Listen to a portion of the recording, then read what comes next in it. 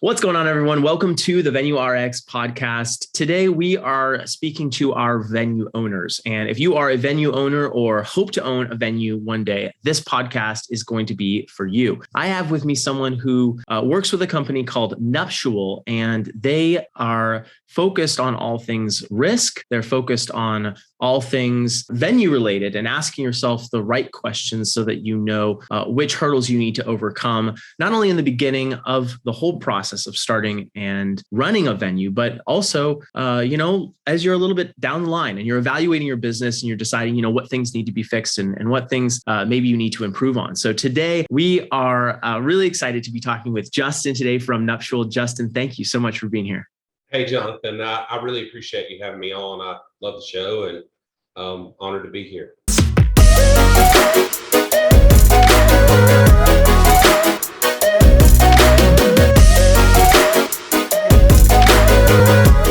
Well, I'm really excited to talk with you today because the info that we're going to go over is extremely practical for venue owners, for people who run venues. And I think there's a lot here that we can learn. And I'm looking forward to learning from you and what your team does. Can you kind of give us a little bit of an origin story, though, before we start on how you got in the wedding and events industry in the beginning and why venues?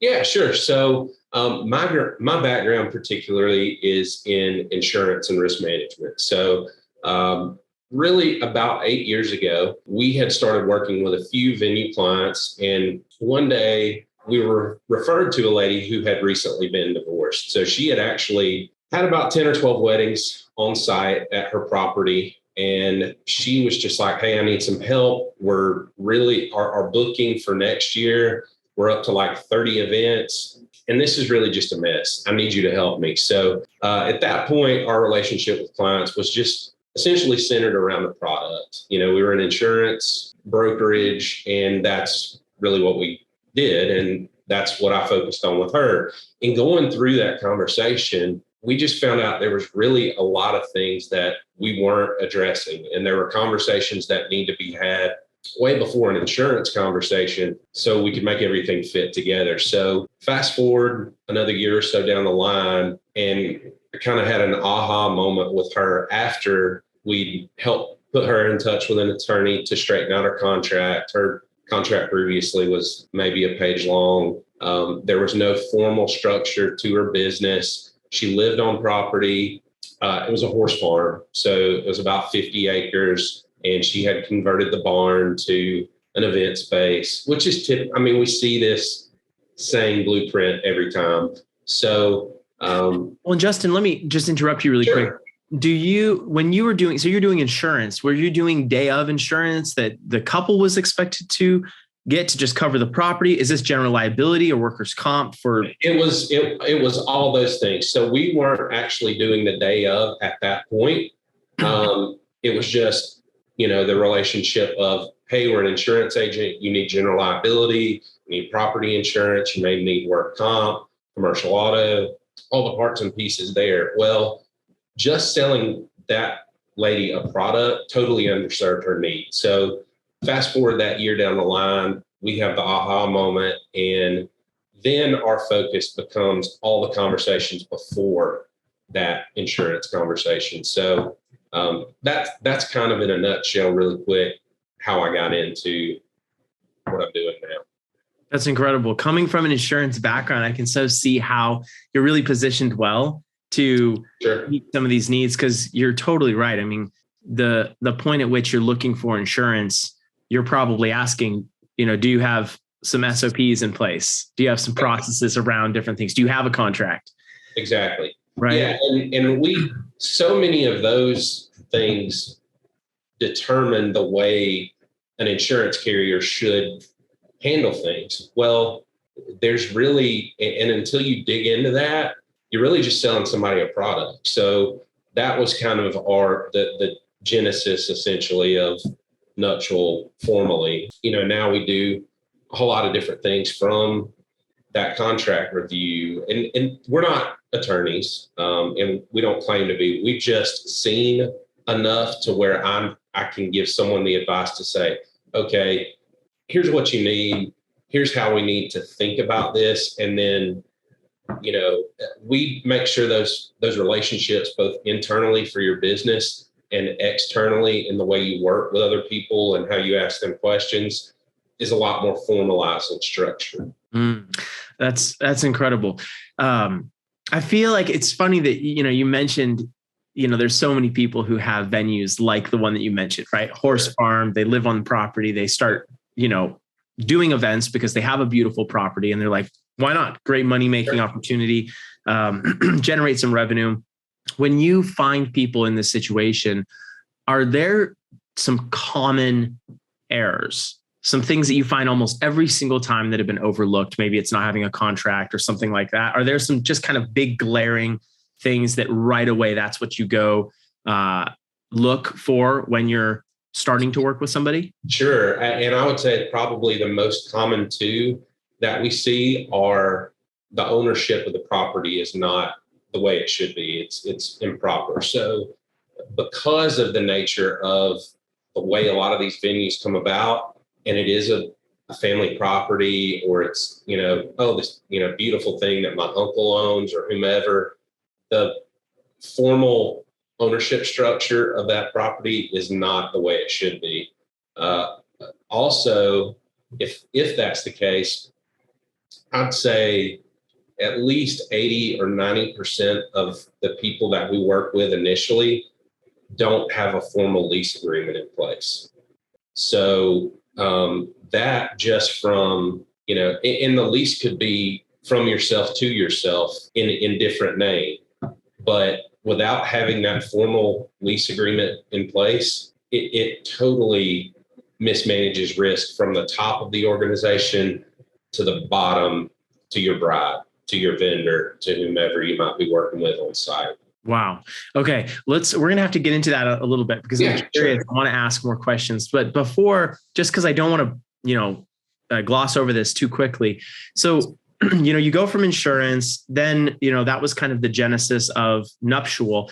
But at what point did you say, okay, we need to do this. We need to make this shift where you were going to stop doing insurance and you were going to start, actually working with venue owners to give them more of a comprehensive, understanding. So, and we're kind of unique. So we still actually have the ability, and our relationship from basically, to make it really simple, how we make money is we do have that insurance agent relationship with our clients. So we're kind of unique in the fact that we're totally objective, because I don't have to sell you a product to make money.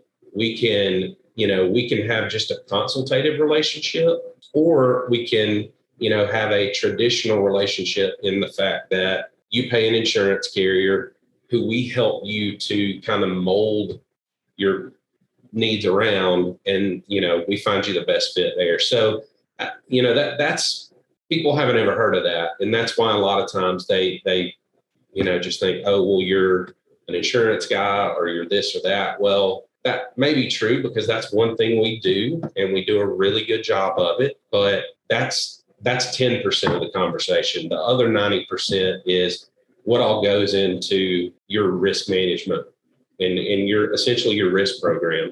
That makes sense. Let's talk about that. Let's say, someone's listening to this right now or watching on YouTube, and they say, hey, that sounds like me. I'm on a 50-acre ranch. My uncle owns it, or it's been in my family for, 30 or 40 years. It's beautiful. We've had maybe even a couple of family weddings on the property, right? Cousins gotten married, or a friend, neighbor, et cetera. And now we really think that we want to do this. So we're in the concept phase. Maybe they've got a barn. There's some plans, another cousin's going to be the planner on the property, or a coordinator, and you're piecing this together right now. What are some questions that you would encourage people to ask themselves if they're the one operating it, or, the group, if it's a family, or, whoever it is?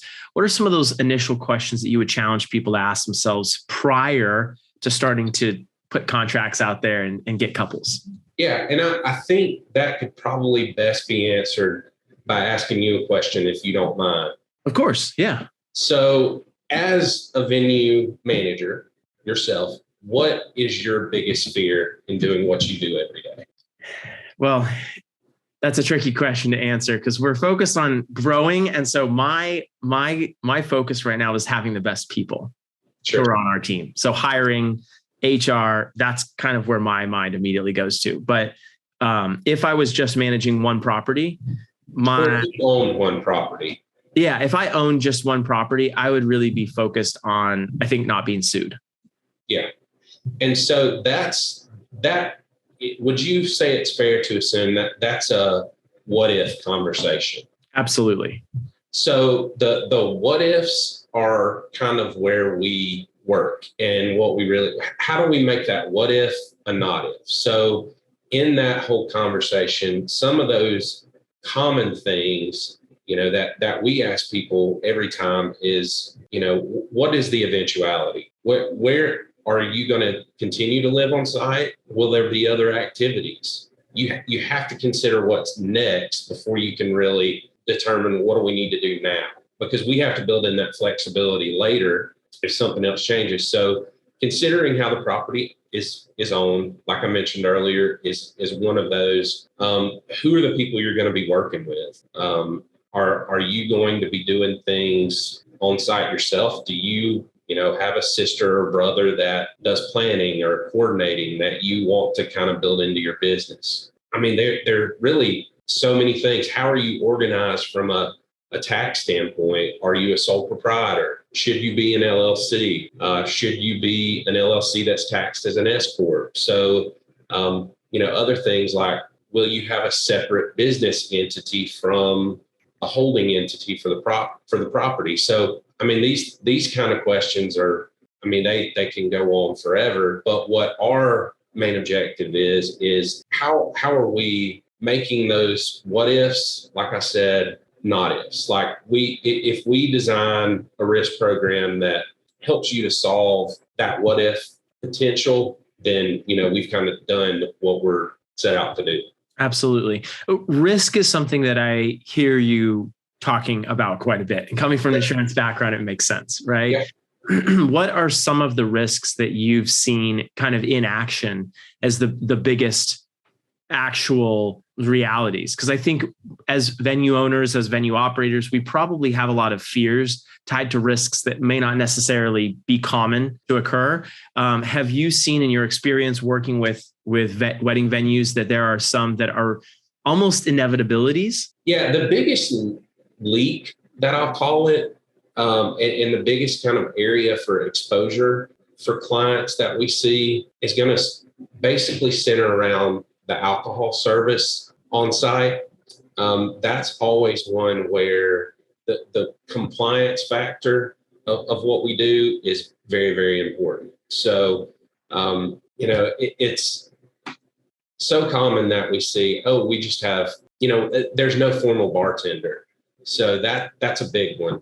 The other ones are commingling of different activities on site. So a lot of times, if we're working with a winery or a venue or a winery or a vineyard, I should say, not venue, there's so many different things going on that we have to quantify all that and build in some sort of legal separation a lot of times. So it's, if you go to a winery, and I'm sure you've been to some very, very nice ones where you are, it all seems like one place, but how do we separate things into parts and pieces legally, but there's no real physical or, any difference that you can see actually when you're there? So if that makes sense. Yeah, it totally does. We actually manage 2 wedding venues that are also wineries, or wineries that are also wedding venues, depending on how you look at it. And we also manage the tasting rooms for those properties. And I know from personal experience how different those 2 lines of business are.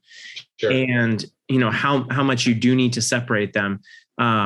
When you are looking at a property that is a mixed use property, maybe they have some sort of ag component, agriculture, maybe avocados, citrus, vineyards, grapes, whatever. And then wedding venues, property access type things where you're going to have the public on site, or you're going to have maybe even a private group on site. Are there some best practices that people should be considering as far as should they be thinking about them as totally separate businesses and even thinking about splitting up and making separate corporations for some liability protection? Or, what are some of your advice towards that? Because I think a lot of people probably are in that situation where there is, that agritourism component has really from, over the past 3 to 4 years, especially with the need to kind of be outdoors over the last 2 years, we've seen stratospherically increase. So some things we always recommend, operations are different, as you mentioned.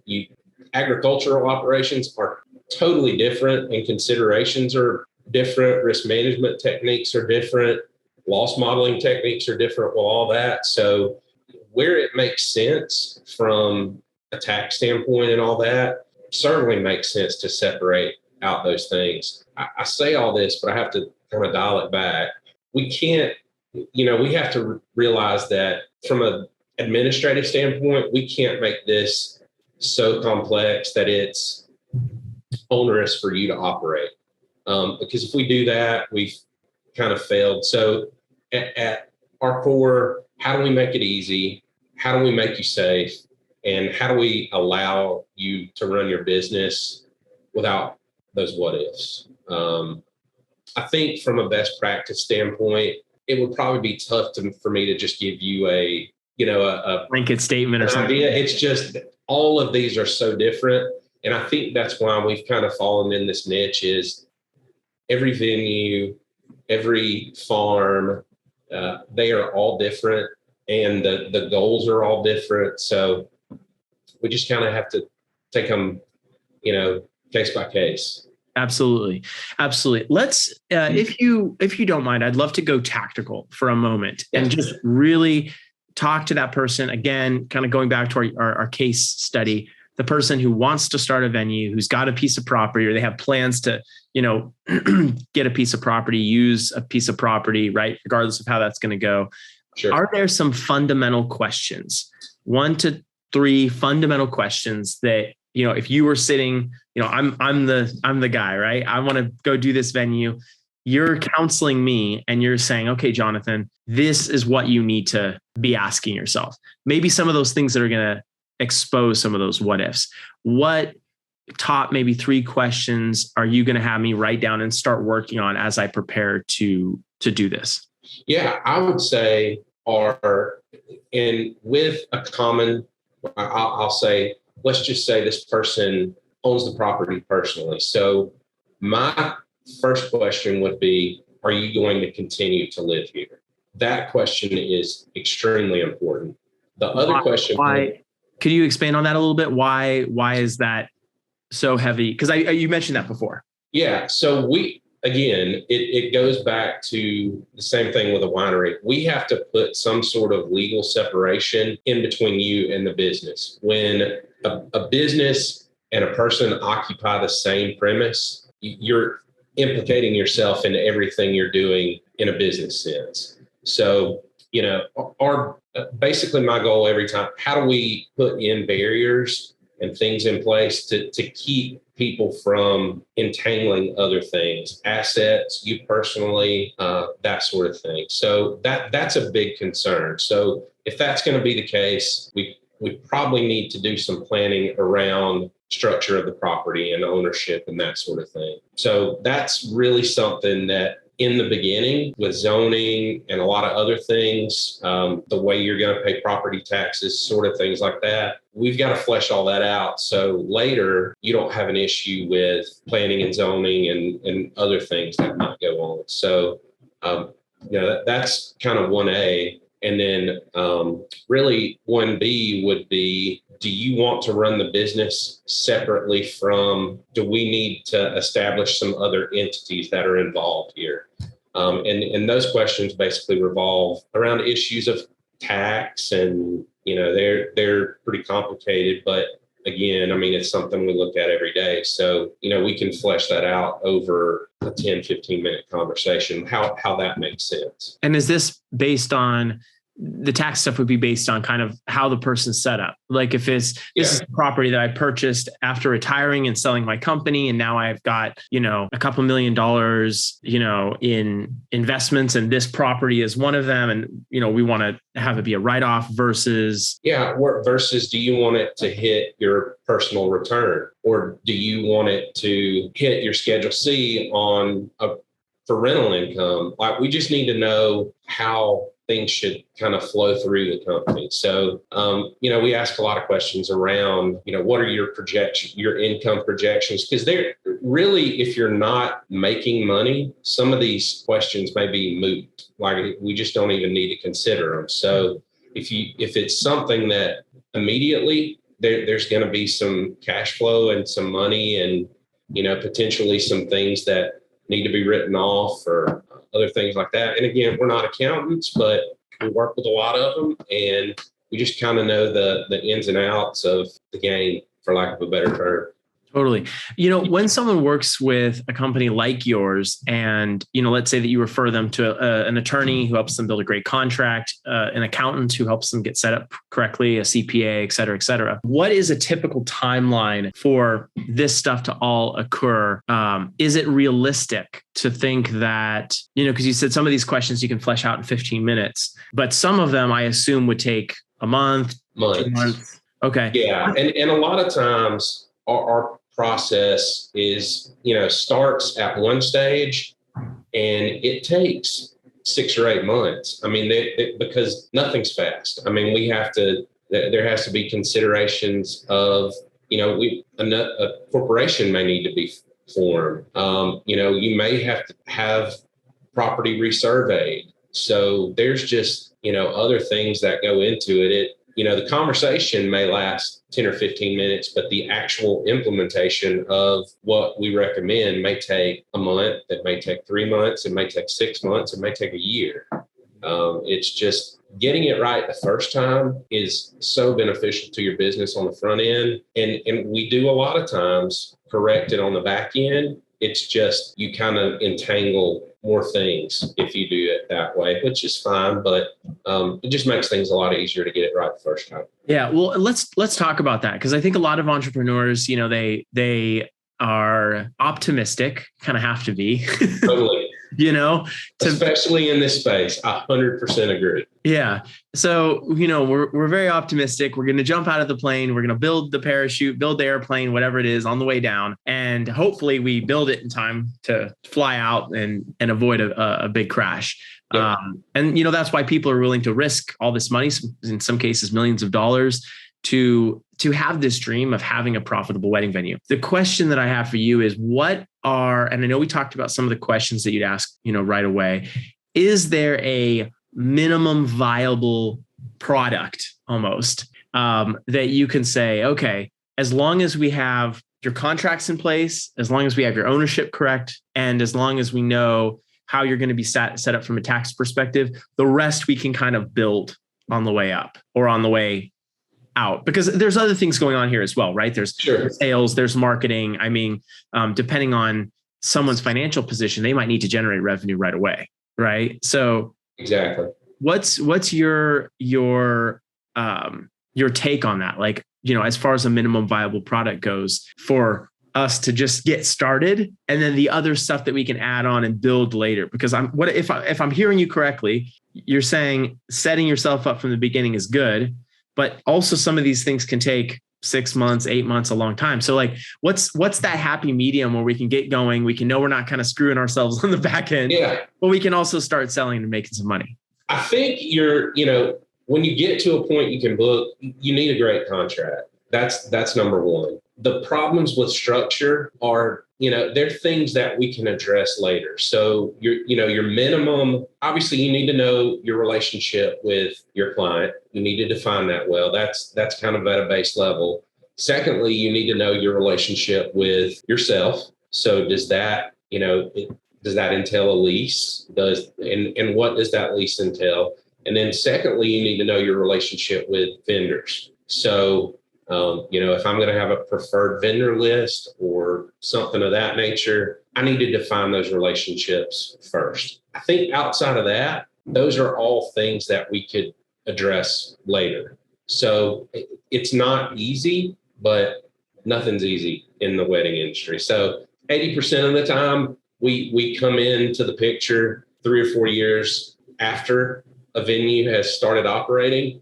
So, generally they're doing well, and they just want to make sure that what they've done is the right thing and that they can sleep at night. So, most of the time they're all things that we can fix later. To your point, it's really just those relationships is kind of base level. You need to define those first, and everything else is something we can help address later. Can you practically, and just let's just use, again, me as an example, or just a fictional character as an example. Sure. What does it mean to define, when you say define your relationship with yourself, your vendors, and your couples? I heard, right? The three.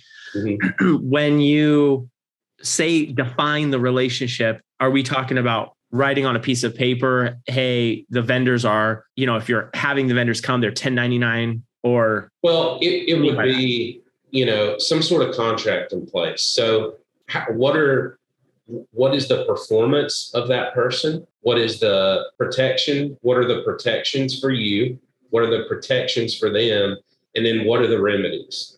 So what are the things that if I don't perform, or if any of these protections aren't met, what happens next? And then also, obviously, there's a money consideration on all that as well. So, when you can quantify those relationships a little bit more, and kind of back to our earlier conversation, but a what conversation is not a qualification or a quantification. And so from that standpoint, when we can qualify it and then quantify it with a contract, you can push that risk elsewhere. So I don't know, that's kind of maybe a little bit esoteric and silly, but it's really the fundamental of risk management is take something, define it, quantify it, and then push it somewhere else. Understood. Either through insurance or a contract, putting the responsibility on someone else. Okay. Sure. Okay.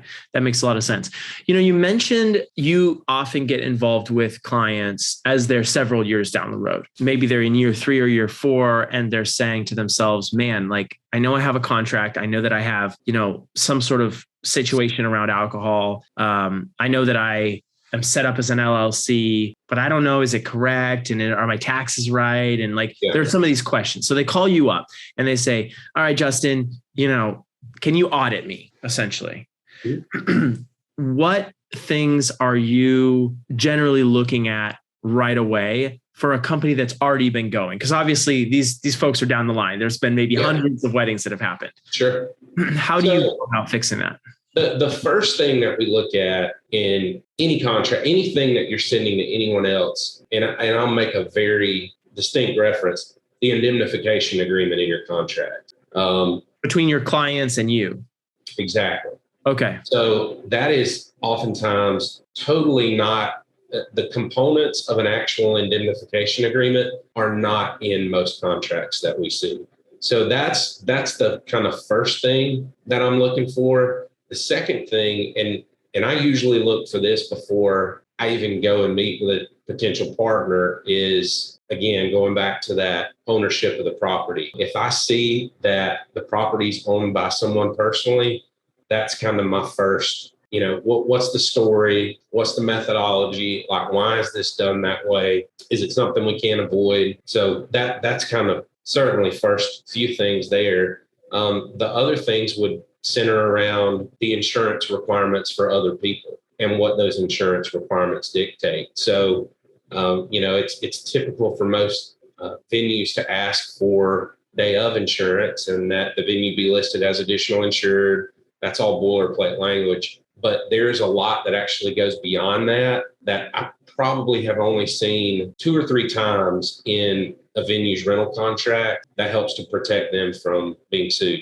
So it's 8 words, and it can really put one of those other barriers that I mentioned earlier in between you and a client, or you and a vendor, or whomever. Oh, is this a part of the indemnification clause that's would be in a contract? So there's three parts to an indemnification agreement. And Okay. the one part is the indemnification itself. The second part is the exculpation, which is basically, hey, we're not responsible. It's, it's your typical, you go to a baseball game and they're not responsible for your injuries or anything like that. The third part is the insurance requirement in your contract. So those three parts are one big thing called an indemnification agreement, and a lot of times it's just not proper. So that's kind of first thing we look at. The things that came into light in 2020, like force majeure clause, it wasn't common for people to talk about that then. Super common now. I'm sure you've Yep. had to deal with that. And, in April of 2020, there was a fire alarm in my office, like our force majeure is wrong, or we don't have one. It's like, how do we fix? So yeah, that's some other common things. Justin, for someone who's listening to this right now and is just like, oh my gosh, I'm scared. There's so much that can hurt me. I'm going to get sued. And now I got to have employees. I'm going to get sued by them, like maybe feeling a little hopeless at this point. Or maybe not, maybe saying, oh, all this is totally reasonable. We don't want you to feel hopeless. No, not at all. And there are companies like yours out there who are able to help with this. There are management companies that can do it for you. You can learn, right? But to have a company like yours come in and just do like a risk assessment, is that something you offer? Yeah. So we actually, one of our first tools that we send to clients in our kind of entry into the space is a risk assessment. So they complete an online questionnaire. It gives us an idea of kind of where they are, where they want to be. You can't go to the doctor without a patient assessment. So, we start with a risk assessment. It's kind of our first line of, okay, this is your expectations of where we should be in 6 months. This is what scares you now. And, that's kind of where we start with how do we help you fix that? Okay, awesome. Can you give me a ballpark of what this costs? Because I think that this would be incredible for pretty much anyone who's listening to this, whether they've been in business for a while or not, to just kind of, like you said, going to the doctor. Like you got to have an assessment and you go for a checkup. You go for at least a physical. Even if something's not wrong, you need to go and just make sure that, you're getting your blood pressure and some of those different things, right? Yeah. So to answer your question there, it's case by case. I mean, but in general, and going back to the way we work earlier, so I would say 90% of our clients work with us and don't ever pay anything extra for this, but we work with them on the insurance product side of things. So that's how we're compensated. Outside of that, it would be fee-based, and it's all, generally speaking, it's anywhere from $3,000 to $4,000 annually, and there's a 3-year commitment to that. So there's some other things that we do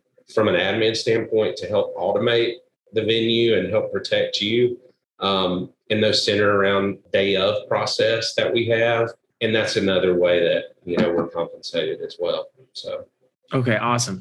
That's good, I think, for people to know because, I think that's something that should be factored into your startup costs, right? Like if you're creating a business plan, you've got to understand that, you're going to need the insurance. You're going to need to understand risk, what your risks are. You're going to need to understand overall your construction costs. But part of that is, constructing how you're going to push that risk off, to your point. Exactly.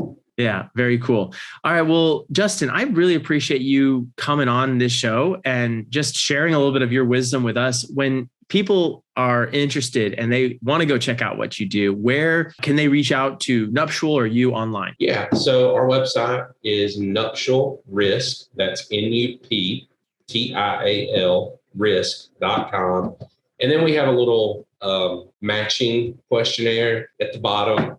It kind of, it determines if a client is kind of an ideal fit for us. So that's the best way. You can also email our team at hello@nuptialrisk.com if you like to talk to a live person first. So yeah, that's kind of the best way to get in touch with us. Very cool. And if you're listening to this on podcast, you should check out our YouTube channel. And if you do, you'll see Nuptial, the logo right behind Justin's head there.